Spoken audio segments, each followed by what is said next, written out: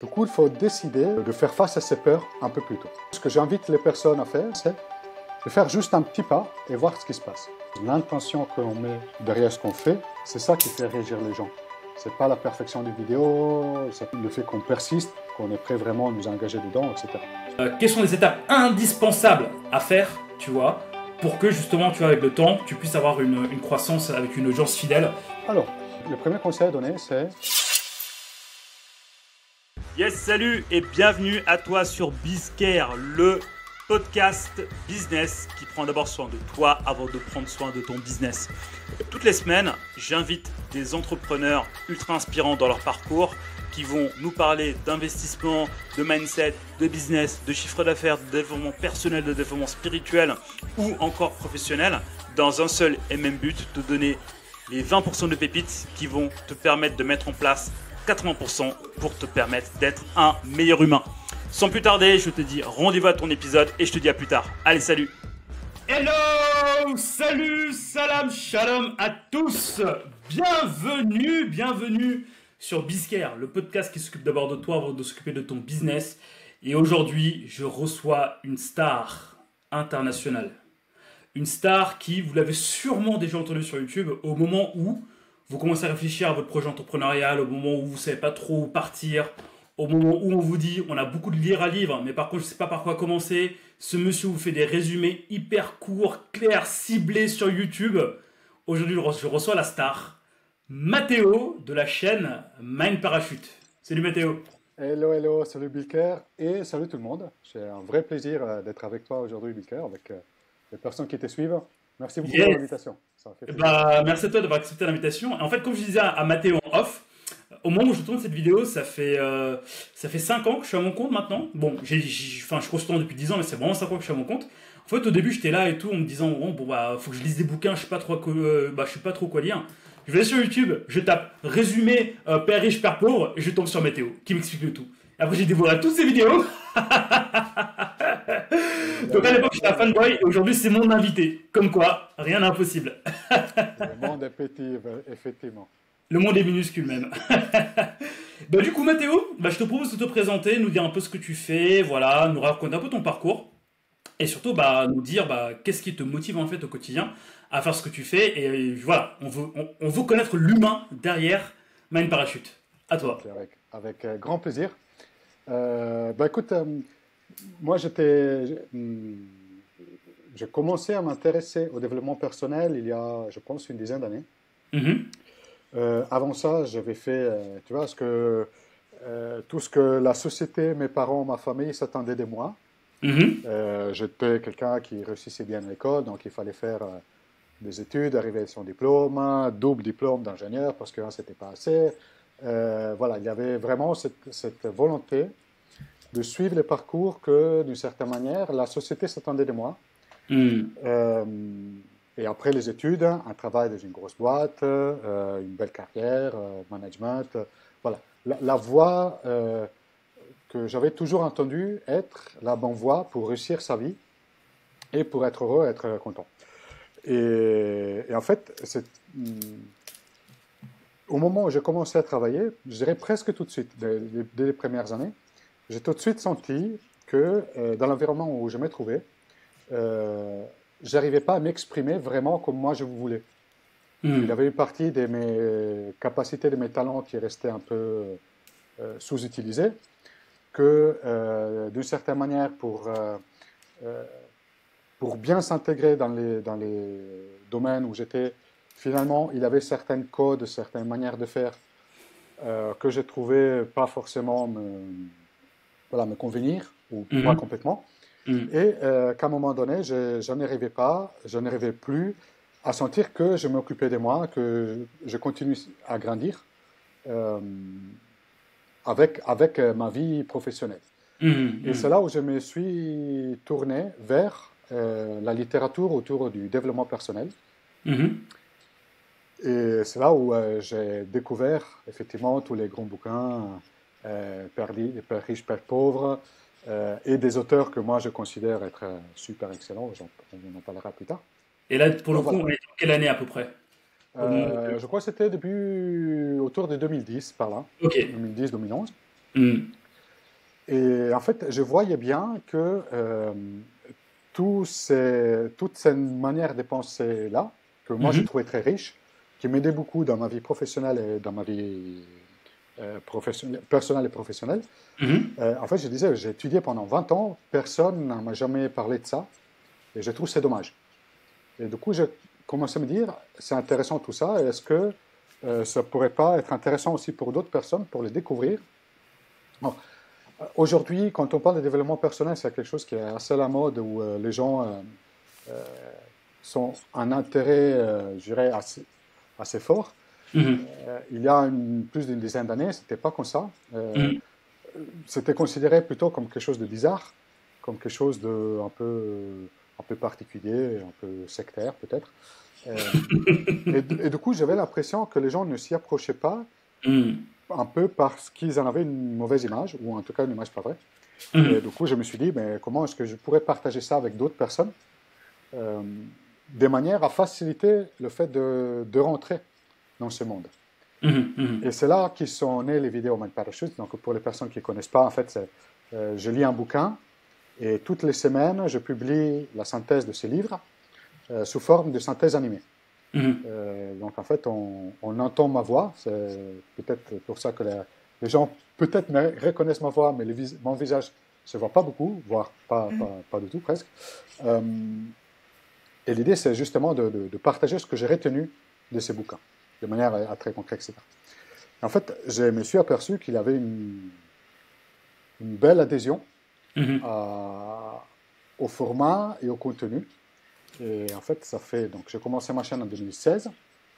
Et aujourd'hui, en 2023, voilà, j'ai plus de 200 000 abonnés sur ma chaîne, qui fait plus de 14 millions de vues aujourd'hui. Wow. En fait, ce qui a été commencé comme un envie de partager, c'est peu à peu transformé dans un vrai business.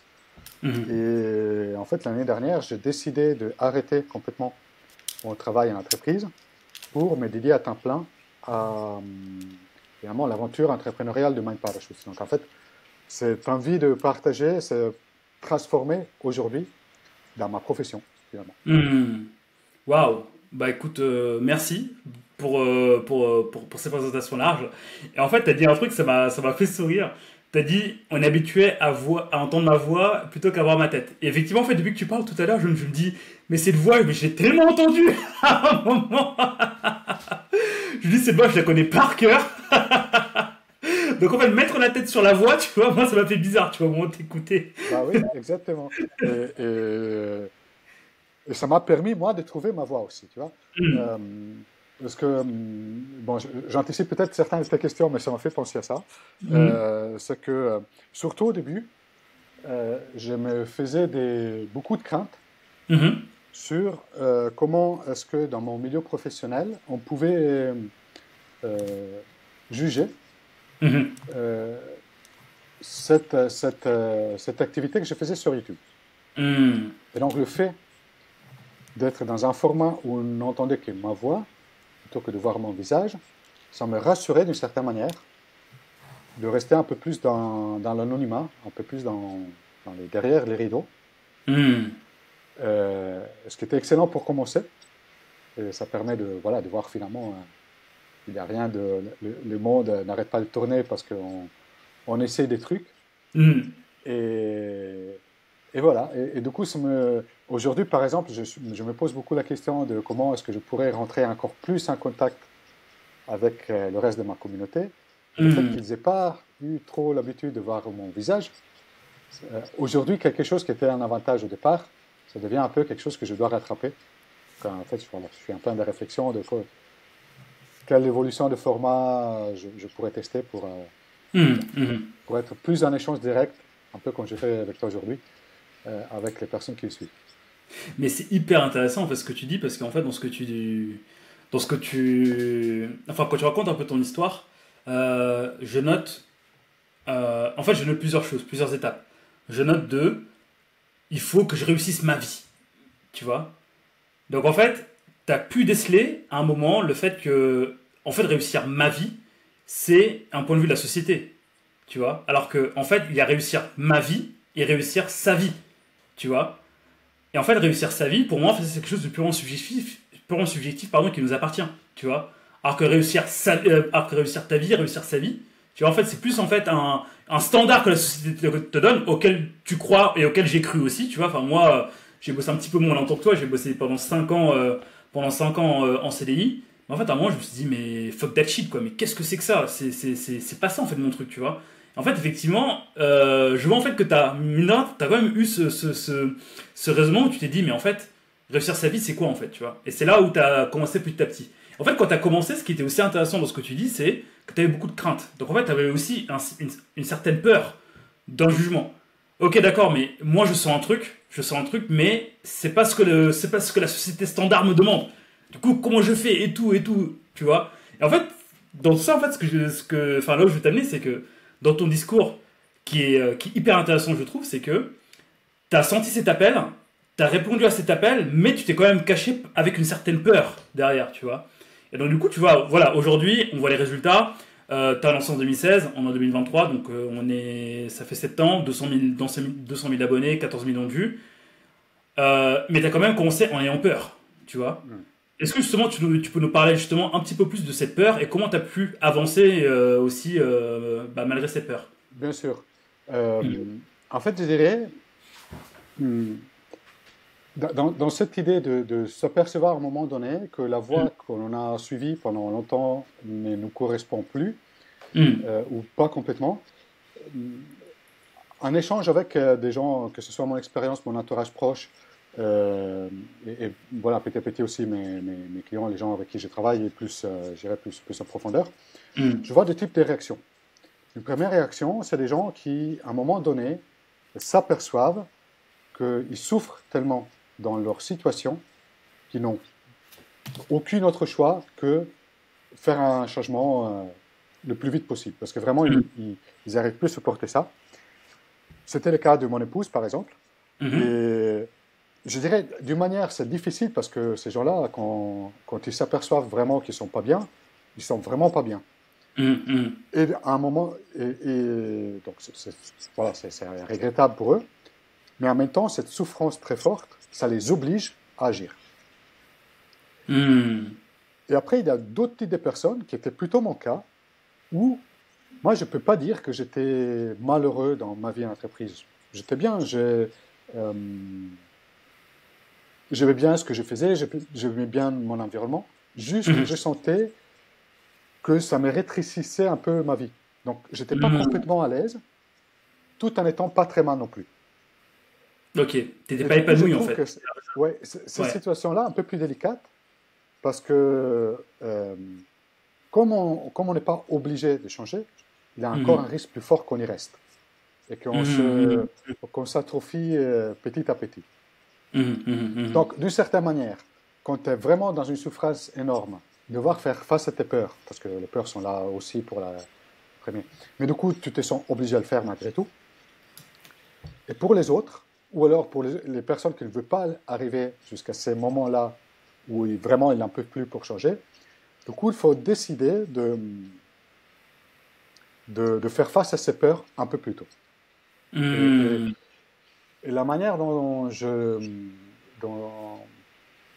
j'invite les gens à voir la chose, ou la manière dont moi j'ai compris en le faisant, que c'était différent de ce que moi je faisais dans ma tête, c'est qu'en fait, il n'y a jamais un curseur clair entre le moment où j'ai peur et le moment où je n'ai plus peur, entre le moment où je passe de ma vie de salarié à ma vie d'entrepreneur, ou le moment où j'ai des doutes sur mon business, à des moments où je suis certain que mon business marche. En fait, on a très souvent une approche un peu binaire aux choses, et en fait, je m'aperçois que c'est jamais comme ça. C'est vraiment jamais comme ça. Et la seule manière de découvrir comme c'est vraiment, c'est juste d'essayer. Et du coup, ce que j'invite les personnes à faire, parce que ça marchait pour moi, c'est de faire juste un petit pas et voir ce qui se passe. Là, pour moi, j'ai passé beaucoup de temps. La première vidéo que j'ai publiée, je pense que j'ai passé, je sais pas moi, 3-4 semaines pour faire la vidéo. Waouh! Bien sûr, il y avait je devais apprendre à utiliser les logiciels, voir comment ça fonctionnait. Voilà. Comme c'était la première fois que je faisais ça, évidemment, ça prend un peu plus de temps parce que c'est quelque chose de nouveau. Mais il y avait aussi l'attente que ça devait être parfait. Parce que je me disais, dès que cette vidéo-là sort, ça va plus être pareil qu'avant. Sauf que non. En fait, tu publies ta première vidéo, il n'y a rien qui se passe. 2 vues, 5 vues. Je connais ça aussi. Et donc, tu dis, bon, écoute, le succès incroyable avec les réseaux sociaux, c'est pas pour cette fois-ci. Quand tu fais une deuxième vidéo, ça ne change rien non plus. Et puis la troisième et la quatrième. En fait, tu dis, mais punaise, ce truc-là, il ne marche jamais, en fait. En fait, tu t'aperçois qu'il n'y a jamais un moment où les choses se passent aussi clairement que ça. Peut-être que ça arrive dans un cas sur 1 million, tu vois. Je ne dis pas que ça ne puisse pas arriver dans des cas isolés, mais je pense que quand on démarre un projet de ce type-là, il vaut mieux partir avec l'hypothèse qu'on va être plutôt dans un parcours normal. Et en fait, quand on fait un pas, il faudra en faire un deuxième, et puis un troisième, et puis un quatrième, etc. Et dans tout ça, on va être exposé à nos peurs, mais on verra aussi qu'en les faisant, en fait, elles sont beaucoup plus petites de ce que nous, on a l'impression. Aujourd'hui, par exemple, ça m'arrive encore que je fais plein de fautes dans mes mails. Alors, le français n'est pas ma langue maternelle, donc j'essaie de faire attention à comment j'écris, mais voilà, la grammaire, c'est pas mon fort. Donc, il y a sûrement des fautes, que ce soit dans les mails, dans les vidéos, etc. N'empêche, aujourd'hui, j'ai vraiment, je dirais, dans les domaines de YouTube, je considère avoir des très beaux résultats, malgré les fautes que je peux faire. Au départ, j'étais ultra stressé quand, si j'avais prévu que ma vidéo sorte à 9h, qu'il avait une erreur de je sais pas quoi, je n'avais pas bien organisé le truc, et ça s'est planté, et donc ça sortait plus tard. J'ai l'impression que c'était vraiment un drame. À part moi, personne ne s'est rendu compte. Et je te disais aussi au tout début que j'avais peur du regard, finalement, que mes collègues pouvaient avoir sur ce projet YouTube que j'avais. Jusqu'au moment où, en fait, je me suis aperçu, quand ça commençait à être un peu connu, que les collègues qui connaissaient ça, ils avaient plutôt un regard positif sur la chose de ce que moi j'imaginais. Et ça m'a beaucoup changé finalement la mentalité de dire, en fait, les gens apprécient le fait que je passe du temps à faire quelque chose qui moi m'intéresse. Wow. Je pense que c'était pas tellement, ils n'étaient pas tellement touchés par les vidéos en concret, etc. Juste de voir que j'avais des intérêts qui allaient au-delà du pur domaine du travail et que j'ai décidé de consacrer du temps pour les faire, pour les partager avec les autres, etc. Donc finalement, je me suis rendu compte que presque la raison pour laquelle on fait quelque chose, l'intention que l'on met derrière ce qu'on fait, c'est ça qui fait réagir les gens.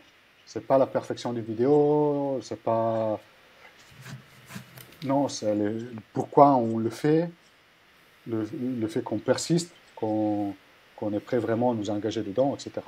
Et moi, ça m'a beaucoup aidé de me rendre compte de ça. Mais en fait, j'ai pris plein de notes. Tellement t'as donné des masterclass sur comment gérer sa peur, tu vois. Et donc du coup, je vais essayer de décomposer ça, tu vois, pour avoir un podcast construit, parce que sinon ça va aller dans tous les sens, tu vois. Mais je reviens en fait, tu vois, sur un petit point que t'as dit. C'est au début, je faisais 0, 1, 2, il y avait personne quasiment, mais tu continues encore et encore et encore, tu vois. Et après, en fait, dans toute ton argumentation, à la fin, t'as parlé d'intention, tu vois. Est-ce que tu penses que c'est ça, justement, c'est cette intention-là, de vouloir faire quelque chose qui te dépasse? Parce que clairement, si je lis entre les lignes, c'est ce que tu dis, ça va au-delà du pro, ça va au-delà du perso, c'est vraiment quelque chose que tu veux partager, ça te dépasse. Est-ce que au final, c'est ça qui t'a donné la force de continuer, même si tu avais 1, 2, 3 vues, quoi? Oui, alors, je vais répondre avant pour une anecdote, après je reviens sur ta question. On kiffe les anecdotes dans ce podcast, vas-y. En fait, je crois que c'était même pas il y a très longtemps. J'ai discuté avec quelqu'un que d'un point de vue professionnel, il a son entreprise, il réussit vraiment très bien. J'aimerais, moi, avoir les mêmes résultats que lui d'un point de vue business. Et il me disait, ben, en fait, Mathéo, moi, je sais pas comment tu fais pour avoir réussi dans les réseaux sociaux. Comment tu as réussi à avoir une audience aussi large, une communauté aussi grande, etc. Moi, cette année, j'ai dépensé quelques dizaines de milliers d'euros pour lancer une chaîne TikTok. Et en fait, ça n'a pas marché. Et du coup, c'était en train de discuter ensemble. Je lui ai demandé, mais qu'est-ce que tu as fait? Est-ce que tu peux me montrer un peu ce que tu as fait, etc. Et donc, cette personne-là, pendant, je pense, 1 ou 2 mois, elle s'est vraiment mise à partager des choses. Et à un moment donné, elle s'est aperçue qu'elle n'avait pas vraiment les résultats qu'elle s'attendait. Et donc, elle a arrêté. Et du coup, maintenant, ça passait beaucoup de temps par rapport à que moi, j'avais commencé. Et du coup, ça m'a fait penser en disant, mais en fait, comment ça se passait pour moi? Je ne me rappelais plus. Donc, je suis allé voir mes statistiques du tout début de ma chaîne. Donc, moi, j'ai commencé en mars 2016. Ok. Et du coup, en juin 2016, ça fait 4 mois plus tard, j'avais collecté 22 inscrits à ma chaîne. Alors, 22 inscrits, c'était que je n'avais même pas réussi à convaincre mes amis à s'inscrire, tu vois. C'était, je sais pas, tu vois. Donc, mars 2016, juin 2016, ouais, donc 22 personnes qui sont abonnées à ta chaîne. Exactement. Alors que j'ai publié, j'ai passé vraiment, je sais pas, c'était un emploi à mi-temps pour moi. Je disais, mais puis. Et à ce moment-là, ouais, et bien justement, à ce moment-là, tu avais publié combien de vidéos en tout? Je sais pas, je dois avoir une vingtaine de vidéos déjà. Ok. Ah oui, quand même, 20 vidéos en 4 mois. Ah oui, j'avoue, bah ça fait, ouais, ça fait une vidéo par semaine. 15-16 vidéos, je sais pas, j'en faisais une par semaine, tu vois. Ouais, bah c'est ça, ouais. Ouf. Ah ouais, je vous t'en voyais. J'essaie de faire la pub à côté pour que les gens me suivent, etc. En fait, si j'avais tiré une conclusion à ces moments-là, si ça valait la peine ou pas de continuer, probablement arrêter. Parce que je me serais dit, bah, écoute, je bosse 15-20 heures par semaine pour un truc, ou 4 mois plus tard, j'ai que 20 personnes qui se sont inscrites. Ça mène nulle part, ces trucs. Tu vois. Je pense que c'est la conclusion naturelle. Pourtant, je continuais parce que j'aimais ce que je faisais. En fait, je me suis dit, attends, je vois autour de moi des personnes qui font des choses similaires et qui, eux, ont des résultats. Certes, ils ont commencé avant moi, peut-être qu'ils sont un peu meilleurs dans la manière de raconter les histoires. J'ai à apprendre des choses des personnes qui ont de meilleurs résultats autour de moi. Donc, si ça marchait pour eux, pourquoi est-ce que ça ne marchait pas pour moi? Donc, le fait d'avoir des exemples de réussite autour de moi, ça m'a motivé à continuer. Et en fait, je me disais, de toute manière, j'aime le fait de lire et j'aime le fait de partager. Donc, ça, éventuellement, ça me donne juste l'occasion de faire des trucs que de toute manière j'aime déjà faire de base. Donc, je ne vais pas regarder les résultats tout de suite, je vais me concentrer sur le fait de faire quelque chose qui me plaît. Je pense que surtout au début dans tout business, et c'est quelque chose qui, même après, je ne sais pas après quelle était ton expérience de clair, en fait ces doutes-là, ils restent toujours dans notre business. On fait un truc, ça marche bien pendant 1 mois, 2 mois, 3 mois, après ça marche plus si bien qu'avant, et après on ne sait plus si on a fait les bons choix ou pas. Voilà, je dirais ça fait partie finalement de notre aventure en tant qu'entrepreneur de faire ça, d'essayer des choses, d'avoir des résultats qui ne sont pas ceux qu'on attend, et de devoir continuer à travailler dessus. Mais du coup, moi, ce qui m'a aidé, c'est d'une certaine manière, une certaine fois, de voir que les choses allaient finir par marcher. Cette fois-là étant de voir que ça marchait pour d'autres personnes autour de moi, et une conviction profonde du fait que ce que je faisais apportait de la valeur aux autres. Et le fait de dire, de toute manière, c'est des choses qui me plaisent. Et donc, j'ai envie de le faire, même si ça ne marchera pas. En fait, tu l'as fait pour toi, en fait. Tu l'as fait pour toi et en fait, tu étais guidé par ça, tu étais guidé par cette envie, par cette intention de pouvoir, de toujours créer, de toujours lire, de pouvoir partager. Et c'est ça qui t'a permis de continuer encore et encore et encore. En fait, limite, le résultat était secondaire, quoi. Oui, sur l'instant, et en même temps, Bilker, en fait, j'avais déjà essayé d'autres projets d'entreprise avant le lancement de ma chaîne Man Parachute. J'ai fait au moins 4 ou 5 projets où je m'étais vraiment investi pendant plusieurs mois, etc. Et qui étaient finalement que j'avais jamais fait aboutir. Et à un moment donné, je me suis dit, de toute manière, cette phase-là où on pédale et on a l'impression d'être toujours sur place, elle va toujours arriver, cette phase-là. Si j'arrête ces projets-là, comme je sentais que j'avais envie de faire autre chose, et je recommence, en fait, il faut que j'accepte que commencer de zéro, ça demande une phase où c'est dur et tu n'as pas de résultat. Là, je confirme. Et donc, je me suis dit, si je veux que dans 1 an, 2 ans, 3 ans, il y ait des résultats, à un moment donné, il faut accepter qu'au départ, il n'y en a pas. Hello, je me permets juste de t'interrompre 10 petites secondes pour te demander de nous laisser un pouce bleu vers le haut, un petit bouton j'aime sur YouTube ou de nous mettre 5 étoiles sur la plateforme de podcast de ton choix. Ça nous aide vachement à développer ces épisodes. Maintenant, je te laisse retourner à ton épisode. En fait, donc déjà, merci pour ce partage full value que je comprends dans ma tête, dans mon cœur et dans tout mon corps. Parce que j'ai vécu la même chose que toi. Tu vois.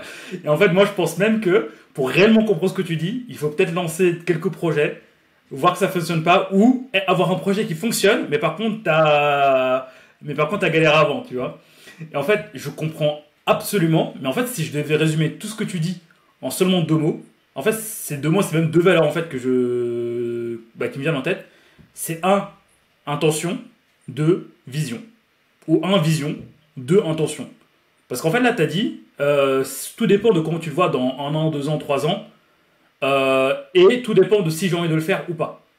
Tu vois. Donc en fait, moi, en tout cas, quand si je me trompe, hein, mais à t'entendre, c'est, ok, je m'appelle Mathéo, j'aime bien partager, je sens qu'il y a un truc voilà, mais j'aime bien partager. Donc je partage, et on verra bien dans 2 ans, 3 ans, parce que je kiffe ce que je fais là. C'est pas une contrainte, c'est un kiff en fait. Et en fait, quand t'es dans ça, j'ai l'impression que t'es dans une énergie créatrice que les gens ressentent, tu vois, avant même qu'ils consomment tes vidéos et se disent, ouais, mais Mathéo, mais je connais pas, je regarde pas trop, mais je sais pas, il dégage quelque chose qui fait que j'ai envie de voir ce qu'il fait. Et après, petit à petit, de fil en aiguille, c'est comme ça que tu construis ton truc. C'est bien ça ? Exactement. C'est tout à fait ça. C'est tout à fait ça.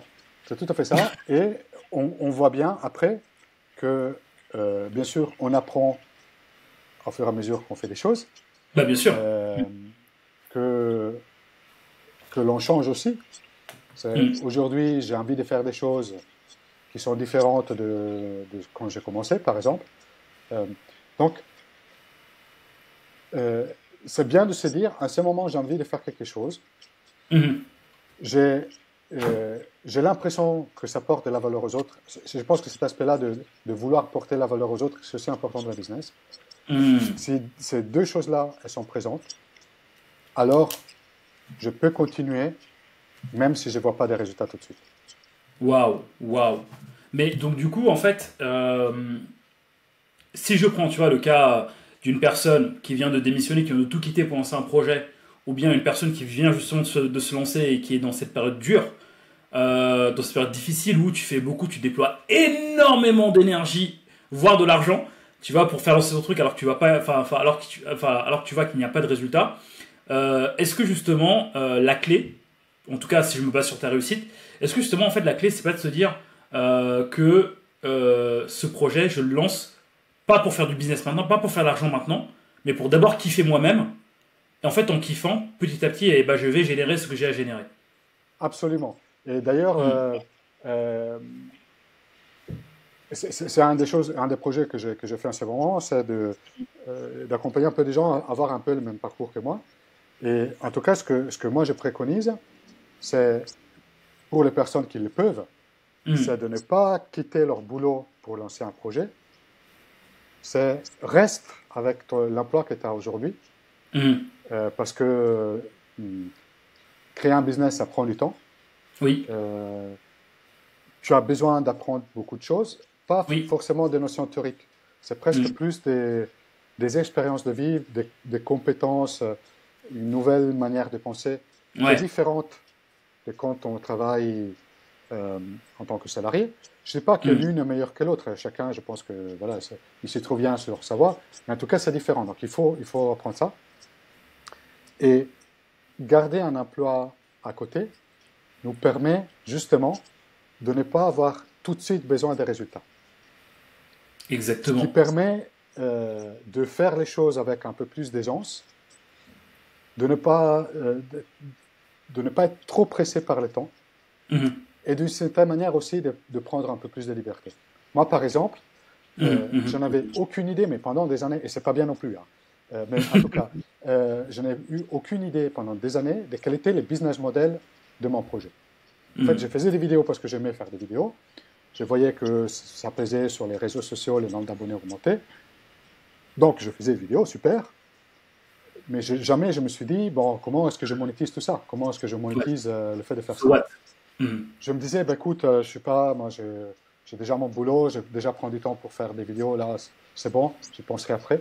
Donc, je pense que pour mon business, ça n'a pas été bien, parce que j'aurais dû m'en préoccuper plus tôt. Mais en même temps, le fait de ne pas avoir besoin tout de suite des résultats, ça m'a permis vraiment de m'investir dans le projet, de créer une certaine relation avec les personnes qui me suivent, moi de mieux me connaître, de mieux comprendre les choses après, etc. Et tout ça pour dire que finalement, le fait d'avoir pour moi un boulot à côté, c'est une bonne chose. Moi, les gens qui conseillent de tout abandonner pour lancer son projet, moi, pour mon expérience, je trouve que c'est un mauvais conseil. Après, voilà, chacun a sa voix, mais sauf si vous n'êtes pas, je parlais tout à l'heure de deux catégories, des gens qui souffrent tellement dans leur situation qu'ils n'ont pas le choix. Ben oui, évidemment, là, il faut partir parce qu'on n'est pas bien. Mais si on n'est pas dans ces cas-là, autant rester et de cumuler un peu les deux vies, quoi. Bah, tu vois, typiquement, en fait, je te rejoins 100% quand tu dis ton intention doit être d'apporter de la valeur dans ce que tu fais. Parce qu'en fait, c'est là où il y a une magie qui va se créer. Tu ne peux pas le quantifier, tu ne peux pas le matérialiser, mais un truc qui s'est fait que tu crées une connexion en fait avec des gens. Tu vois? Et en fait, pour moi, ça, tu peux pas le créer quand tu es dans un état de manque. Tu vois? Et ce que j'appelle par état de manque, c'est, bah, comme tu dis, je viens lancer mon truc, j'ai absolument aucun parachute, du coup, pour reprendre le nom de ta chaîne, j'ai aucun parachute, il faut que je fasse de l'argent maintenant. Donc en fait, tu es drivé par il faut que je fasse de l'argent. Tu vois, donc en fait, c'est là où tu fais le plus de bêtises. Tu vois, je pense. Tu vois, pour l'avoir vécu, je te confirme ça, tu vois. Mais alors que si tu es dans une énergie créatrice de vouloir apporter de la valeur, franchement, voilà, comme tu dis, en fait, tu fais les choses doucement, sûrement, les choses vont se faire. Dans tous les cas, la vertu à travailler, selon moi, à ce moment-là, c'est la patience. Mais par contre, une fois que tu as ton intention et que tu as ta vision, tu crées ta patience, tu as ton truc à côté, que je valide entièrement. Et après, bah, les choses se feront petit à petit. Ce qui est cool aussi en fait en France, c'est que tu as l'incubateur numéro 1 de France qui s'appelle Pôle emploi. Tu vois, quand on a une idée de projet et qu'on veut se lancer et qu'on est dans cet état de souffrance en fait, comme tu dis, en fait, le meilleur conseil que je peux donner, c'est justement pour compléter ce que tu dis, c'est de négocier en fait une rupture conventionnelle. Tu as 2 ans d'argent qui rentre, mais en fait en 2 ans tu as le temps en fait de créer ce que tu veux créer en fait, tu vois. Mais effectivement, quand tu lances quelque chose de nouveau, et là je te rejoins à 1000% parce que j'ai fait cette erreur, quand tu lances quelque chose, faut vraiment pas le faire en mode il me faut des résultats, il me faut de l'argent maintenant parce que tu vas te planter. Tu vas perdre de l'argent, tu vas perdre de l'énergie, tu vas perdre foi en toi, tu vas te désespérer, tu vas faire tout ce qu'il ne faut pas faire, et en fait ça peut même se retourner contre toi en fait. Ouais, je suis tout à fait en phase. C'est très bon conseil le fait de penser au moins au départ conventionné si on ne peut pas faire autrement, si on a vraiment besoin de quitter là. Waouh. Bah merci Mathéo, franchement honnêtement c'est ultra pertinent de ce que tu me dis. Tu nous as parlé de peur, tu nous as parlé de vision, tu nous as parlé d'intention. Mais franchement moi je trouve ça génial. Je vais juste conclure par un petit point. En t'écoutant, pardon, tu as parlé, t'as beaucoup parlé de il faut que ce soit parfait. J'avais peur de me montrer. En fait, il y a aussi des drivers de la process communication que tu connais sûrement, hein, tu vois. En fait, le fameux fais des efforts, fais plaisir, sois fort, fais vite, etc., etc. Et en fait, inconsciemment, tu vois, dans un schéma classique, on nous rentre ça dans la tête, tu vois. Donc du coup, pour ceux qui nous écoutent, il y a 5 drivers en fait qui fait qu'on agit en fait parfois de manière totalement consciente. C'est les 5 que j'ai comment dire, c'est les 5 que je viens d'évoquer. Fais des efforts, fais plaisir, sois parfait, sois fort, fais vite. Fais vite, fais vite, il faut que tu fasses, fais vite. Et en fait, tu rentres dans une matrice qui n'est pas toi. Tu rentres dans une matrice en fait qui est ce que veulent les gens pour toi et pas ce que toi tu veux pour toi-même, en fait, tu vois. Mais derrière, en fait, toi, ce qui est intéressant dans ce que tu dis, c'est que tu as quand même été dans ça, parce que tu as souvent répété ces mots-là, tu vois. Mais en même temps, j'ai l'impression que tu étais guidé par une voix qui te disait je fais, je kiffe, après on verra bien, tu vois. Et justement, est-ce que tu as justement un petit conseil pour ceux qui commencent en fait à conscientiser tout ça et qui sont bloqués? Est-ce que tu as justement un petit conseil à leur donner pour avancer là-dessus et petit à petit construire avec le temps? Yes. Je dirais deux conseils, si tu me permets, pas qu'un seul, deux. Ou 3, allez. Voilà. En fait, le premier conseil que je leur donnerais, c'est plutôt de faire de l'introspection pour dire, mais finalement, moi, qu'est-ce que j'aime faire? Qu'est-ce qui me fait plaisir? Qu'est-ce qui me guide vraiment? Tu vois? Au-delà des attentes de la société ou de ce que j'ai appris à faire pendant des années.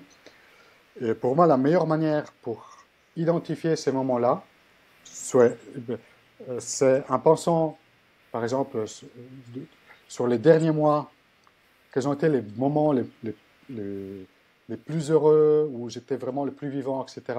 Qu'est-ce que j'étais en train de faire, dans quelles conditions, etc.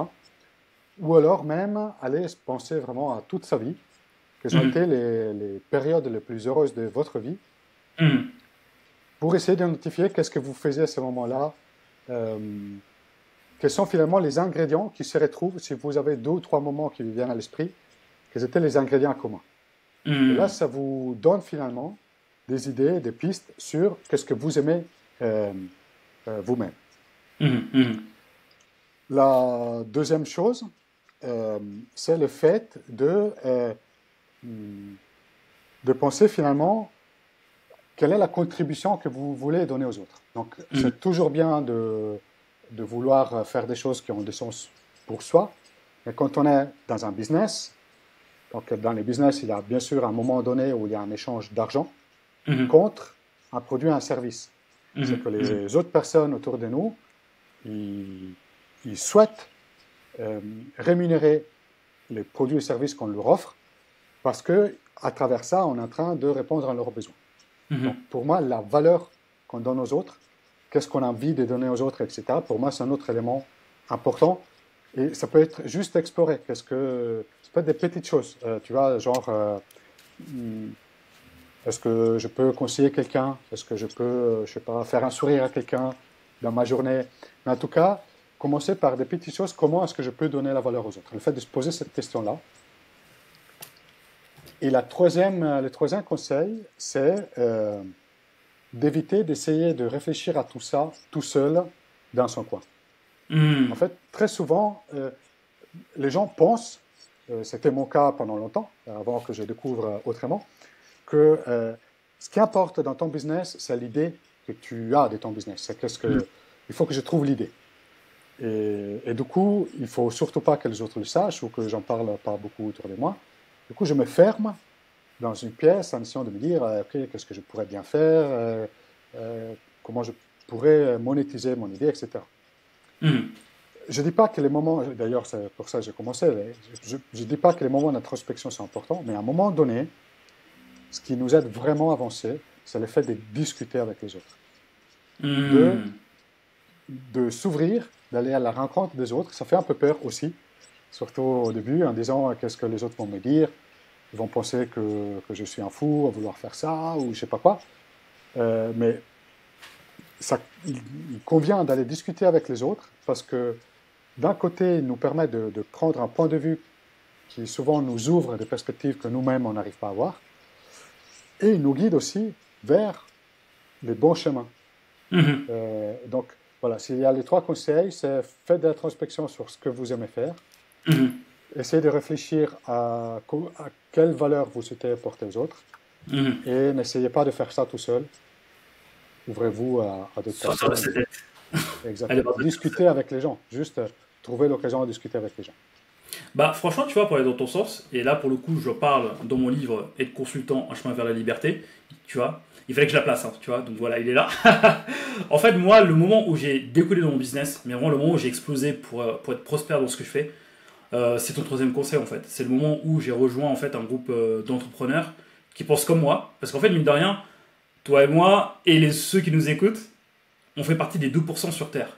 À se dire, ma vie, c'est pas que ça. Ma vie, c'est pas me lever le 8h lundi, attendre le vendredi, faire pipi caca et attendre le lendemain. Bon, je suis un peu brutal, mais voilà. on s'est un peu dit ça. La vie, c'est pas ça, mais en fait, je vais apporter quelque chose. En fait, on n'est pas beaucoup, mais justement, quand on trouve un groupe où on peut échanger avec ces personnes-là, en fait, c'est là où on commence à voir le champ des possibles. C'est là, en fait, où on voit des gens qui ont testé, mais qui ont des retours d'expérience à te donner pour que toi, tu ailles plus vite. Et c'est là, en fait, où petit à petit, tu peux développer ce que tu fais pour créer ton truc, quoi. Et effectivement, comme je le dis là-dedans, franchement, c'est à partir du moment où j'ai commencé à m'entourer de personnes, d'entrepreneurs, que je suis passé, franchement, à un autre niveau, quoi. Et franchement, ouais, ton 3e conseil, il vaut de l'or.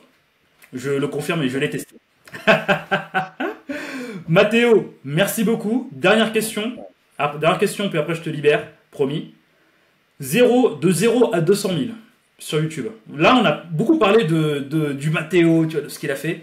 Mais concrètement, voilà, si tu devais donner un conseil aux personnes justement qui veulent se lancer sur YouTube ou bien qui veulent développer une audience pour avoir les résultats que tu as, donc je répète, donc 200 000 abonnés, 14 millions de vues, quelles sont les étapes indispensables à faire, tu vois, pour que justement, tu vois, avec le temps, tu puisses avoir une croissance avec une audience fidèle qui te suit tous les dimanches 9h, si je dis pas de bêtises. Exactement. Alors, comment je m'y prendrais la première chose que moi, le premier conseil à donner, c'est de bien réfléchir à un sujet qui nous intéresse suffisamment pour que dans 3 ou 5 ans, on ait encore envie d'en parler. Ça va évoluer, c'est certain. Mais si je veux faire quelque chose juste parce que je trouve que c'est une opportunité, je ne resterai pas suffisamment longtemps pour avoir du succès. Donc, on revient un peu à ce qu'on a dit tout à l'heure. Ouais, en fait, c'est la vision, en fait. Ça revient à la vision. Ne choisis pas quelque chose parce que tu as l'impression que c'est le truc chaud du moment, qu'il faut absolument être sur l'onde. Choisis quelque chose qui te plaît. En même temps, une fois que tu as choisi ça, donc les 2 autres ingrédients, deuxième ingrédient, c'est essaye malgré tout de regarder un petit peu dans les canaux qui fonctionnent le plus à ce moment-là, quels sont justement les trends du moment. En essayant d'anticiper un petit peu. Donc, justement, avant de se lancer, c'est ça qu'on a la chance, c'est qu'on a vraiment un champ de possibles très large. Explore, parmi les formats qui ont le plus de succès, ceux qui tu penses être un format qui te plairait faire. Et du coup, teste ce format-là pendant un moment avant de regarder les succès. Donc, moi, à l'époque, c'était effectivement les synthèses animées. Aujourd'hui, je ne conseillerais pas quelqu'un à commencer par ça, parce que c'est moins à la mode de ce que c'était quand moi j'ai commencé. Si je devais conseiller quelque chose aujourd'hui, c'est clairement les vidéos short. C'est quelque chose qui aujourd'hui fonctionne beaucoup plus. Oui. Donc voilà, c'est par là qu'aujourd'hui je commencerai, mais peut-être que ce sera plus vrai dans 6 mois. Je dirais, peu importe le format, mais en tout cas, de regarder un petit peu ce qui fonctionne au moment où on décide de se lancer. Ok. Troisième étape, c'est l'être persévérant. Pas des résultats tout de suite, c'est pas grave. Si je mets de la valeur, si c'est quelque chose qui me plaît, je continue à le faire. Et quatrièmement, évidemment, on ne va pas continuer à faire ça la tête dans les guidons sans regarder les choses.